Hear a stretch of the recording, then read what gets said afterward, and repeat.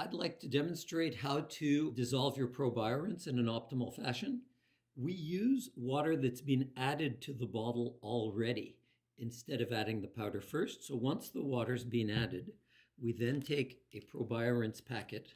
This is nicely open. We pour the product into the bottle. It accumulates a white powder on the surface. We then insert the cap and tighten it down firmly to make sure it's well closed. And then covering the cap well with our thumb to cover the hole, we will agitate the bottle for 15 seconds approximately to make sure that we get maximum dissolution, remembering that we use warm water.